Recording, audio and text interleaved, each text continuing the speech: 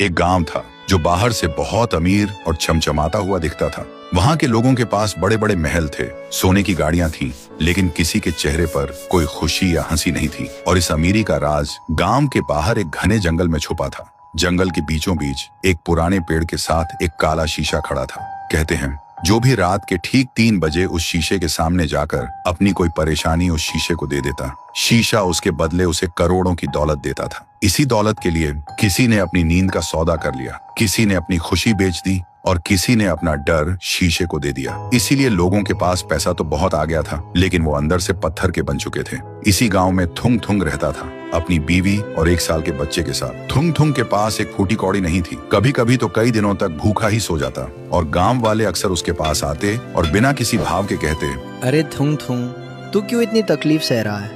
जाकर अपनी कोई भावना उस शीशे को दे दे और हमारी तरह अमीर बन जा। लेकिन थुंग थुंग हमेशा कहता, मेरी इंसानियत और मेरे जज्बात किसी दौलत से ज्यादा कीमती है।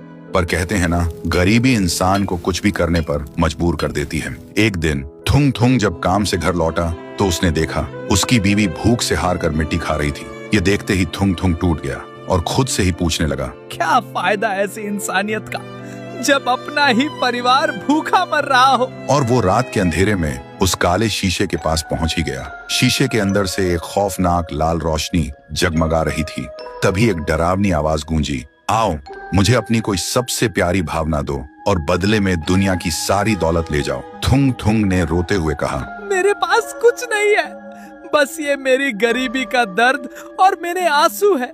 यही ले लो और मुझे एक वक्त की रोटी दे दो। जैसे ही थुंग थुंग के आंसू जमीन पर गिरे, अचानक एक जोरदार धमाका हुआ। शीशा अपने आप टूटकर बिखर गया, लेकिन शीशे से कोई दौलत नहीं निकली, बल्कि काले धुएं का एक भयानक बवंडर बाहर निकला। वो कोई और नहीं, रायस्टार की खूंखार और भूखी आत्मा थी, जो सालों से उस शीशे में कैद थी और किसी ऐसे इंसान का इंतजार कर रही थी जिसके अंदर सबसे ज्यादा दर्द हो। तभी रायस्टार की आत्मा हवा में घूमी और सीधा थुंग थुंग के शरीर के अंदर घुस गई। लेकिन जैसे ही वह थुंग थुंग के शरीर में घुसी, थुंग थुंग का शरीर सुनहरा हो गया। अगली सुबह गांव में हाहाकार मच गया। थुंग थुंग एक विशाल रूप ले चुका था और एक ही झटके में उन सारे पत्थर दिल अमीरों के घरों को राख में मिला रहा था।